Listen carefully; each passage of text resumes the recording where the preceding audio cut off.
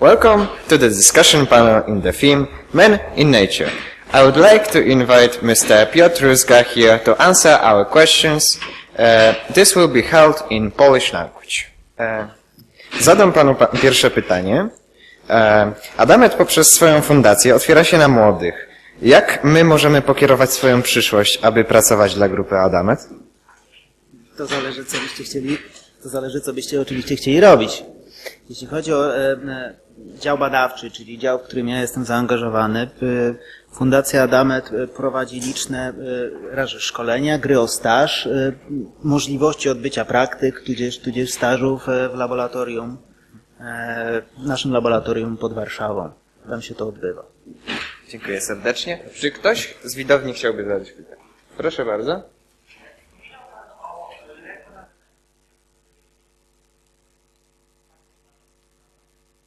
Tak.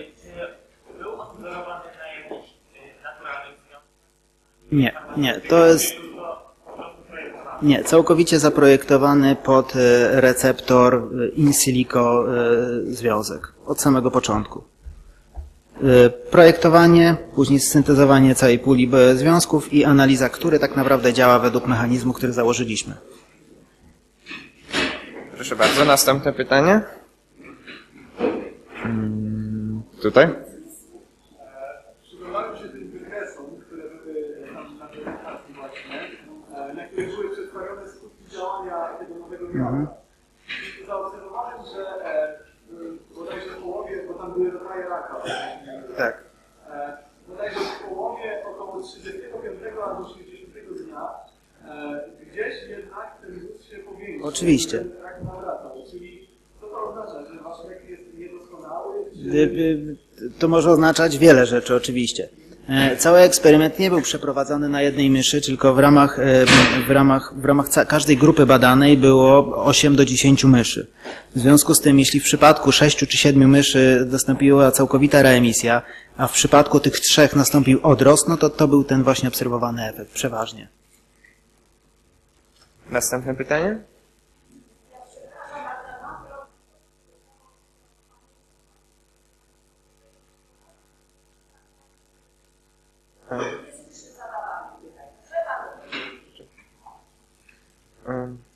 Tutaj było pytanie, tak? To może. Jeżeli sobie życzysz, tak, zapraszam.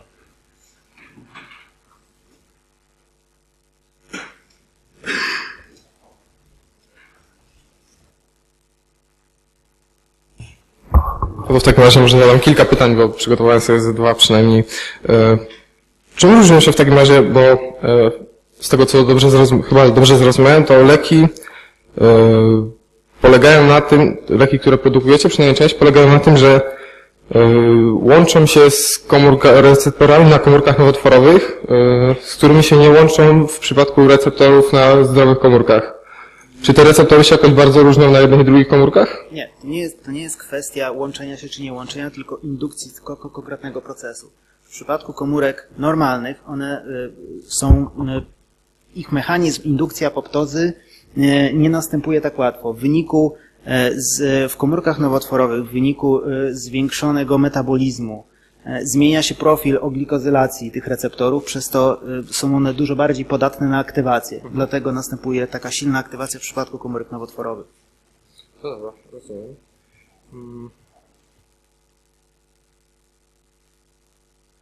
A i jeszcze jedna rzecz. Czy jeżeli są szukane takie nowe białka, nowe cząsteczki, to na ile można zaplanować skutek działania danego białka czy danej substancji, a na ile trzeba liczyć na łód szczęścia może, czy w jakiś sposób efekt, którego się nie spodziewamy, dodając czy modyfikując odpowiednią cząsteczkę?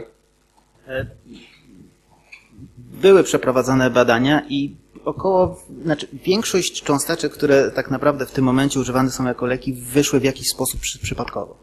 Jakby narzędzia bioinformatyczne w tym momencie oczywiście są już bardzo zaawansowane, jednak jest to tylko tak naprawdę wstępny etap. Komórka nadal jest tak skomplikowaną rzeczą, że nie jesteśmy ją w stanie nadal ogarnąć matematycznie. Tego się na ten czas jeszcze się nie da zrobić. Proste oddziaływania, związek receptor, tak. związek receptor, co się dzieje w komórce? Niestety już nie. To trzeba po prostu zbadać empirycznie. Dobra. Dziękuję bardzo. Zapraszamy kolejną osobę.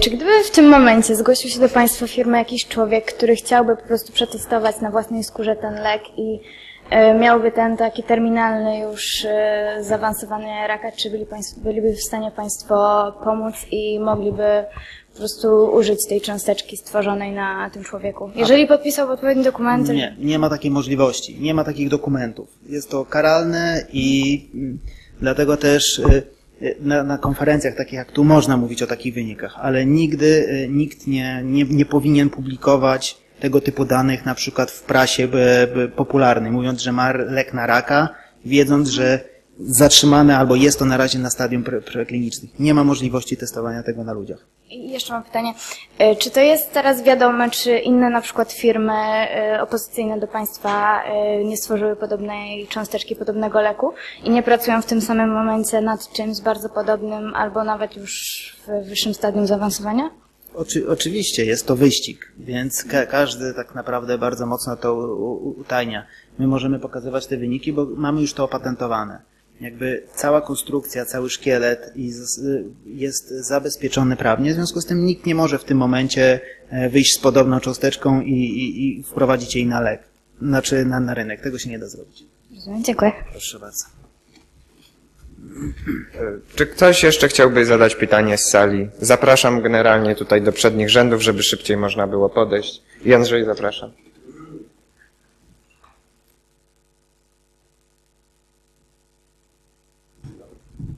Chciałbym zadać takie pytanie. Tam podczas prezentacji przy grantach było napisane, z jak wieloma instytucjami czy uniwersytetami, grupami badawczymi współpracuje Adamet przy tworzeniu tych leków.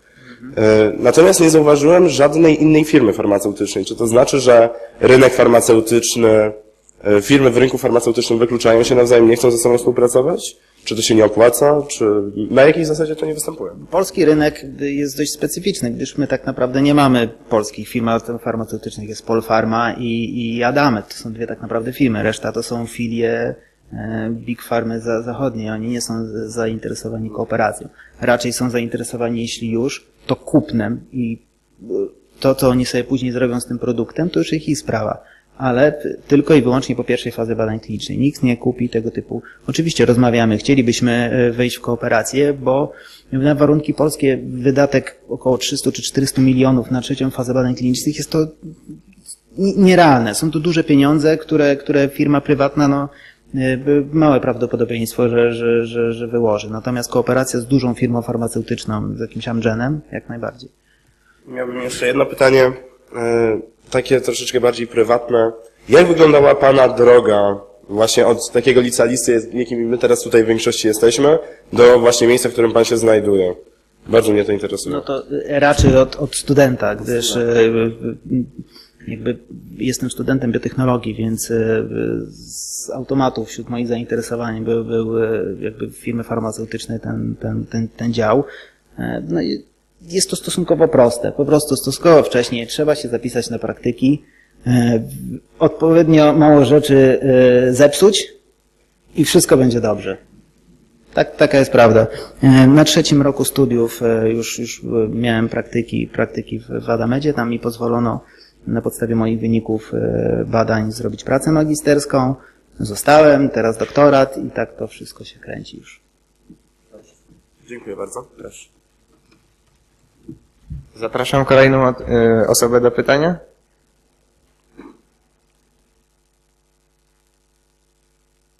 To może jeszcze ja jedno pytanie.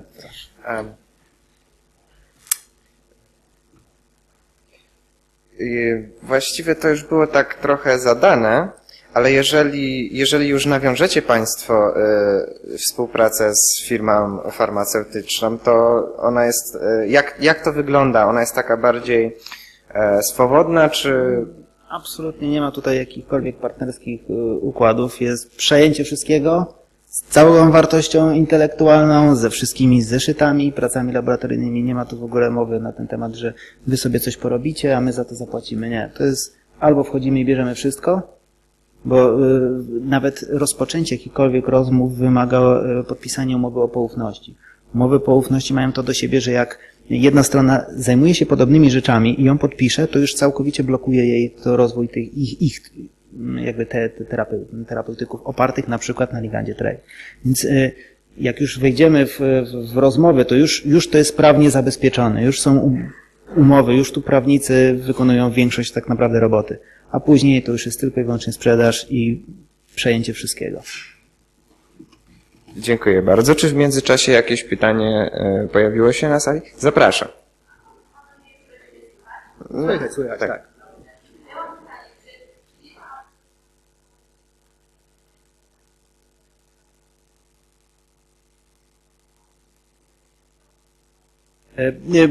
Mówi Pani o tej konkretnej cząsteczce ADO 51. Tak, to już jest zaprojektowany cały panel badań toksykologicznych.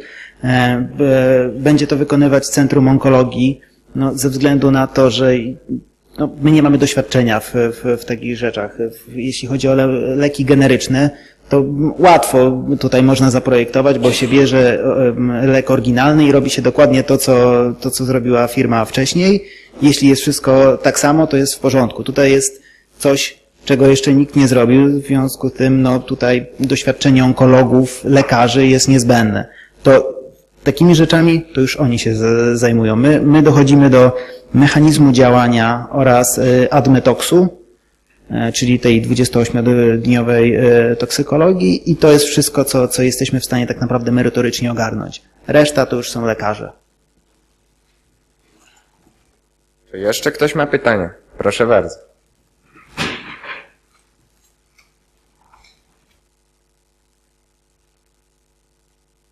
Ja mam jeszcze pytanie o takie generalne działanie tego leku. Czy będzie on działał na każdy nowotwór, na każdą tkankę, na każdy narząd, czy będzie on raczej skierowany powiedzmy na nowotwory, nie wiem, żołądka, przełyku, wątroby? O jakiejkolwiek specyficzności narządowej, znaczy od razu można powiedzieć, że najprawdopodobniej do naszego życia nie będzie czegoś takiego jak lek na raka. Nie da się. To jest zbyt złożony proces, zbyt złożona tkanka. Lek na konkretny rodzaj raka, na konkretne parametry nowotworu? Tak, jak najbardziej tak. Jest tam przewidziane w projekcie identyfikacja biomarkerów, czyli takich cech u pacjenta, które znacznie zwiększały prawdopodobieństwo, że ten lek będzie działał. Na pewno nie będzie to działać na wszystko. I jeszcze mam pytanie, co zrobić, żeby właśnie to białko nie zostało odrzucone przez nasz organizm? Bo tak samo jak z grupami krwi, kiedy wprowadzimy jakąś krew, która ma obce ciała na sobie, To nie jest do końca tak jak z grupami krwi. To jest białko, które w naszym organizmie ono jest. Nasze komórki układu immunologicznego, ono je produkuje. Oczywiście produkuje samego traila, nie produkuje tych modyfikacji. Może się tak wydarzyć, że białko to będzie wywoływać odpowiedź immunologiczną, no ale to dopiero się dowiemy wtedy, jak podamy to pacjentom. We wstępnych badań wiemy na pewno, że inkubacje z ludzką surowicą absolutnie nie wpływają na jakiekolwiek aktywności tego białka. Czyli istnieje duże prawdopodobieństwo, że nie ma przeciwciał. Ale czy nie będzie ich po podaniu pacjentowi, tego nie wiemy. To dopiero zobaczymy, jak podamy ludziom. Dziękuję bardzo. Proszę. Czy na sali pojawiły się jeszcze? Proszę bardzo.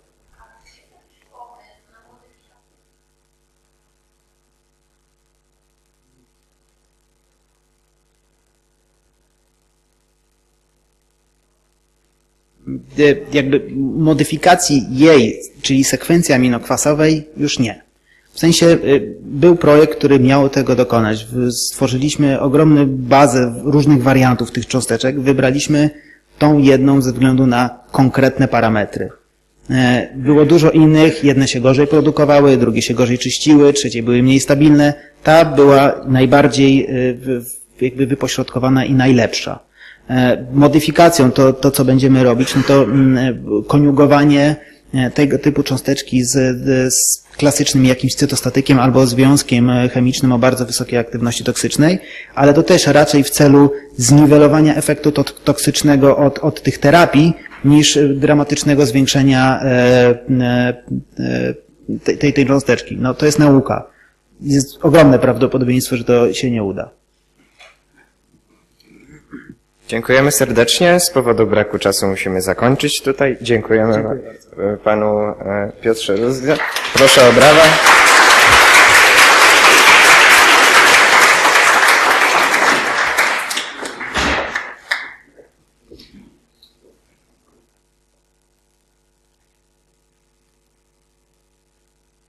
Now, I would kindly invite Ms. Joanna Bagniewska to the stage.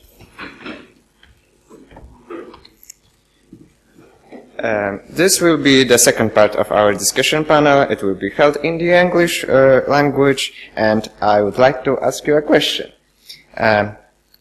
Because our idea of this conference is the Global Year of Understanding, so can local action as planting the local plants in our garden really influence the global change so much?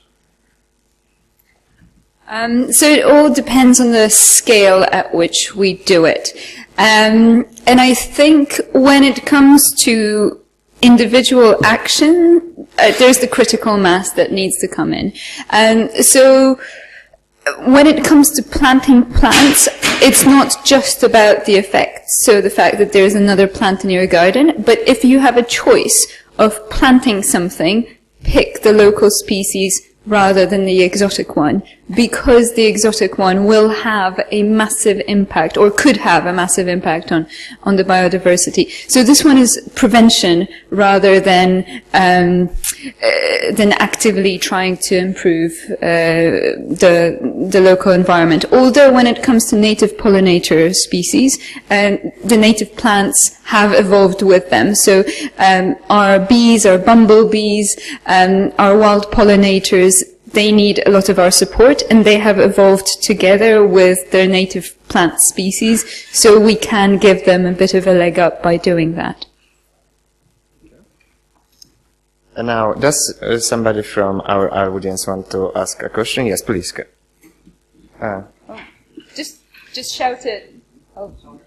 Yeah, I'll just repeat the question if need be. I noticed the relation between affecting wildlife and destroying insects. Like the ecosystem, but we let some others extinct. Conservation overrides plants. Again, the more people there are, the more money for conservation, but consumption also exists. Will you ever exit? Okay, so it's a question about protecting some species and letting others go extinct, and then the more people we have, the more money we might have for conservation, but also the consumerism will increase. Will we ever reach an equilibrium? I doubt it, unfortunately. I'm sorry, but this is not good news. It doesn't look like the population growth is slowing down in any way. And overall, we come from a relatively rich country. We may not feel like it, especially when we look towards Western Europe and North America, but in the global scale, we are really well off. There are not that many countries which have it as well as we do. Most of the countries that we deal with, where most of the biodiversity is poor. And they can't afford to donate to conservation because they don't have money themselves. For them, it's a matter of survival, and they will prioritize their own families over biodiversity, which is not completely ridiculous when you think about it. You'd probably do the same if you were faced with a choice. But these are also the countries with the highest population growth. Right now, it boils down to poverty levels, to distribution of wealth, to awareness, to education. In developed countries, our reproductive rate is going down, but this is not the case in the rest of the world, where in places like Nigeria, it's still not uncommon to have 10 children. And we need a little bit of balance in this world, but I think in this scenario, education is key. So prospects are not great with the current state that we live in. If we make a lot of changes, if we help developing countries, there might be hope. There is a question here.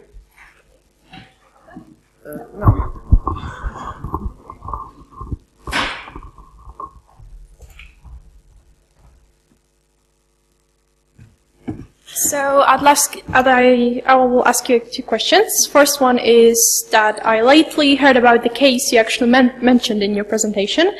It's cane toads were introduced in Australia, Queensland, to fight with invasive insects, but the toads became invasive themselves. So I'm interested, how do people actually deal with that problem, or what is the best way to handle it? Okay, so that's question number one. Do you want to give question number two? Okay. So another one is, if bumblebees go extinct, we'll be able to replace them by modifying other insects so that they play their role? Right. So the answer to question number two is no. There are other species that do a similar role to bumblebees and honeybees. So there are pollinating flies, for instance, that can be useful for our ecosystem, but we can't modify their behavior on an industrial scale, because if we wanted to substitute honeybees and bumblebees, we'd need to do it on a massive scale. You can genetically engineer a new individual or a group of individuals, or you can get them to reproduce, but you can't replicate them on such a scale to make it economically viable. So that's question number one. Number two. Question number one about cane toads. In Australia, they're so screwed. I can say that because my husband is Australian, so he's normally used to all of this. But the cane toad is a problem with seemingly no solution. So you can't get for instance, dogs to be specially trained to hunt the toads, which is what happens in a lot of other species, because the toads are toxic. So the moment something eats the toad, it gets sick or it dies. You have to literally find them by hand and kill them, which is not pleasant, and nobody really likes doing it, and it's a big animal. It looks at you and it's not great. But at the same time, what they try to do is they try to protect species by excluding the toads from particular areas.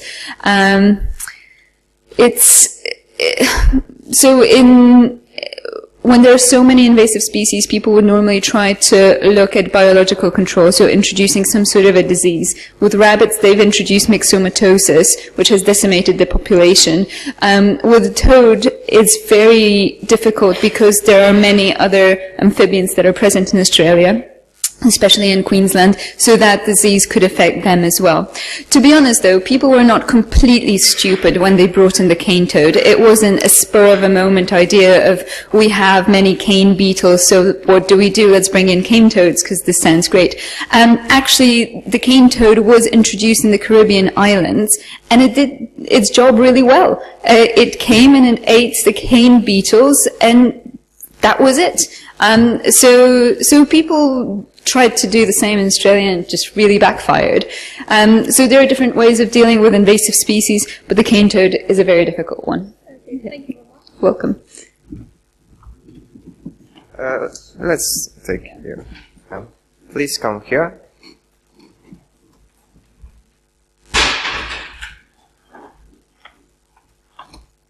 So I also have two questions, and the first one, is it really that important to protect, for example, pandas? Because as we know, they are really reluctant to breeding, so is there any point in protecting them, or should we just let evolution do its thing? And the second question is from the cosmetic field, because should we really seek out for cosmetics that are not tested on animals, or is buying cosmetics that are tested on animals and a danger to those species that we test on? Okay, so question number one, there is there are mixed feelings about the pandas in the conservation world, where, yeah, on one hand, they are pretty useless, they don't want to breed, and they eat only bamboo, which is not nutritious at all, and when they do produce a baby, they sit on it, because they're terrible mothers. This is actually pretty tragic, and you should not be laughing. So yeah, maybe we should let nature take its course.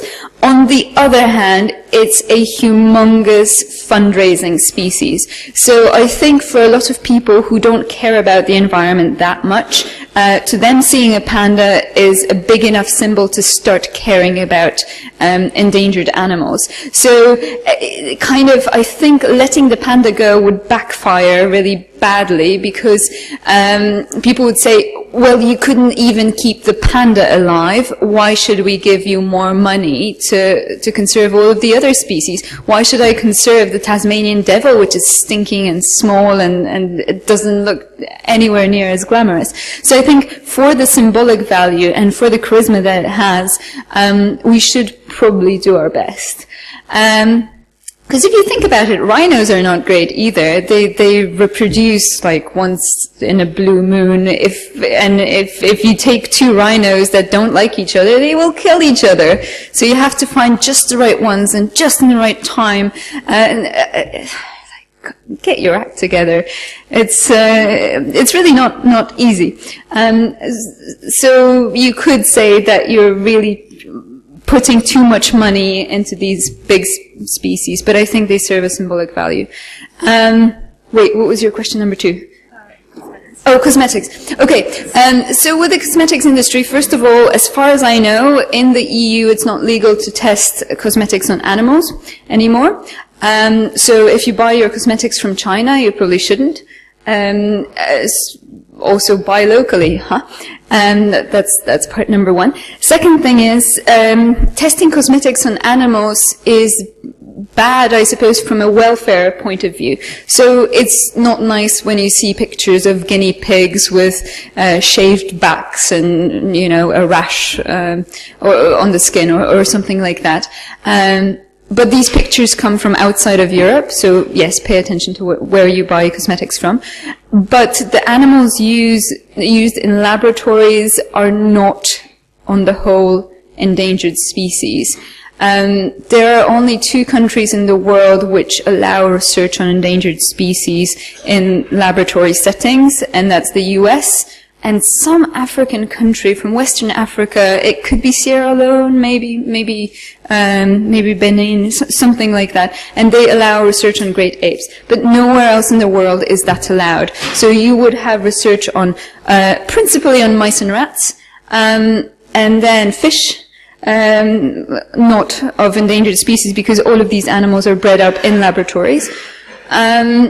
And then birds, which would mainly be chickens or zebra finches, and then as a fraction of a percentage you might have dogs, primates, rabbits, but it's a very small fraction. The primates that are used are rhesus macaques on the whole, and they're also not endangered. So from a welfare point of view, probably not a great thing. From a conservation point of view, it doesn't really matter. Yeah. Okay, right over here. Yeah. Two questions. So,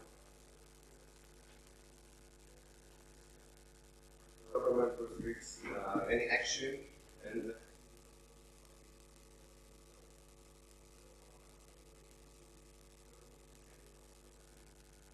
for any international or worldwide. Okay, so the wolves are not completely left to themselves. So my research group at Oxford University is running a project on the Ethiopian wolves, and it has done so for the last 20 years. The problem is the wolves come from one population. They're on top of a mountain, and that's the only region where they're found. The problem is people live on those mountains, and they have dogs, and the dogs have rabies. And when dogs have rabies, they spread the rabies to the wolves. So all of a sudden, sudden the entire population is at danger because one rabid wolf means that soon the disease will spread. So my research group would go and actually vaccinate individual wolves.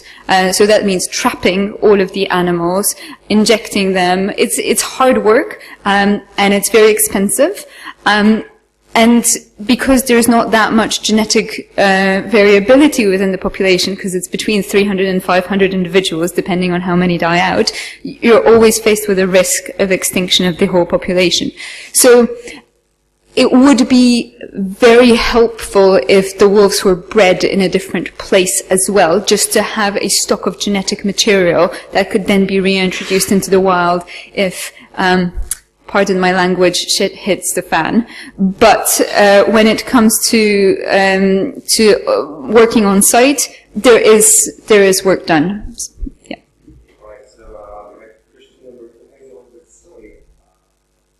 Well, this is about some animals we may not like, we may hate, but we can simply get rid of them because they still play a crucial role in the environment and in the food chain. But mosquitoes. Oh, people hate mosquitoes, right? So are you saying that we should get rid of them? All of them? Play any significant role? Yes, they're part of the food for a lot of insect-eating birds, for instance. So, I mean, I'm sure that the birds could eat something else, some other insects, but the mosquitoes are common enough that they form quite a large prey base for these animals. Yeah, sorry, we have to get bitten every once in a while. Okay, so I have a question. Right now, we have in Africa, in South America and Asia, many developing countries. And that means that they will try to develop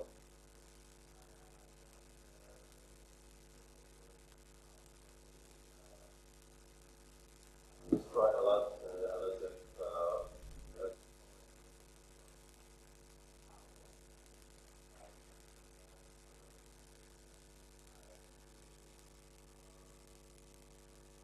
points to main consequences of the development partially the environment. Okay, did everyone hear that question, or should I repeat it? Did you hear it at the back? No. Okay, so the question is, in a lot of the world, the developing countries will now face a further development of industry. And what can organizations that deal with conservation do to alleviate the effects of that, to alleviate the pressure? I think if we knew, we would have done it. But it's... I think what we need to, so it's a combination. First of all, who are we to deny other people the right to have an iPad? Who are we to deny other people the right to drive a car? We can't preserve the status quo. We can't just say, okay, these guys are poor and they should stay poor because industry is bad for the environment. This is just not fair. We can help them jump a particular stage.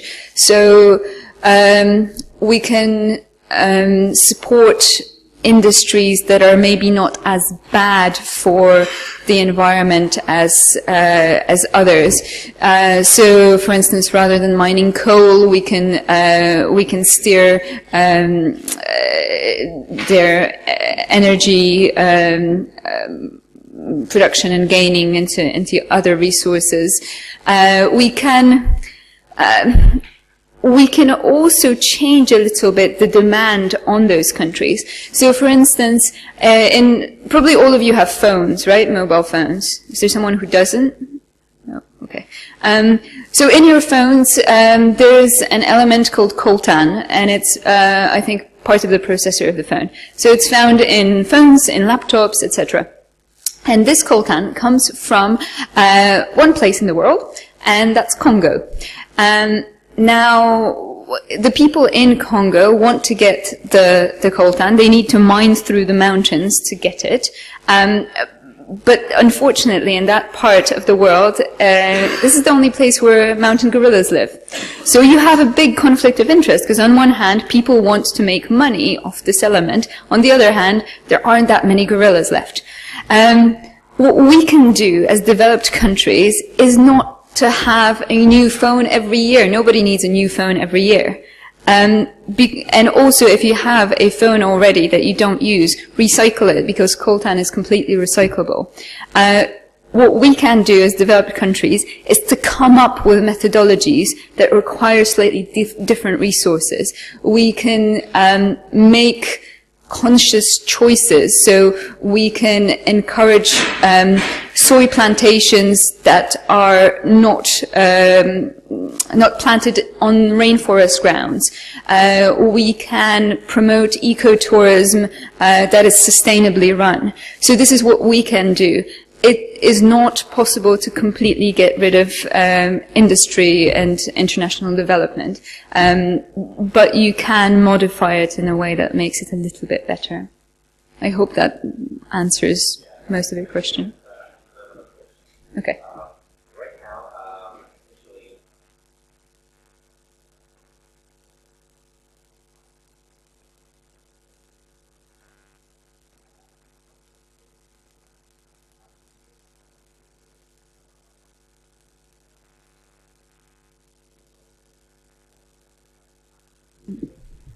So the question is, with the current situation with a lot of groups such as ISIS and other wars and instabilities, how does that affect the conservation situation, if I got it right? War is terrible for conservation, just because external organizations that work on site in dangerous countries will pull out their employees for safety reasons. So this is a problem in countries like Sierra Leone, in countries like Congo, like Rwanda, not that much in North Africa, because the biodiversity there is not quite as high, and from what I know, most of the war is actually taking place in the cities.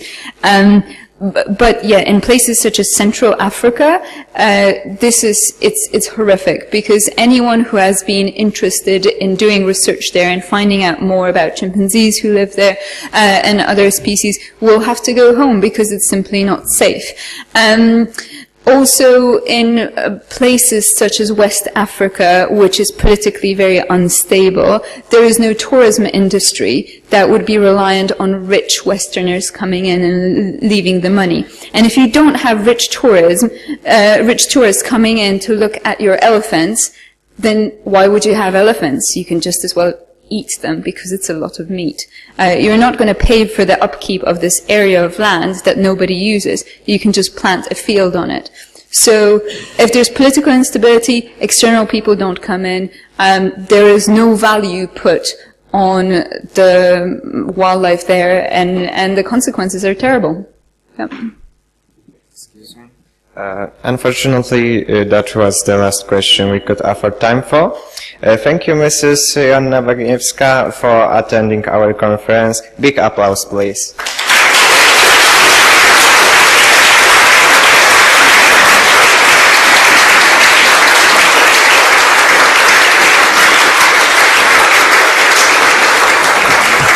Thank you. Thank you very much for being such a nice audience. It was a pleasure.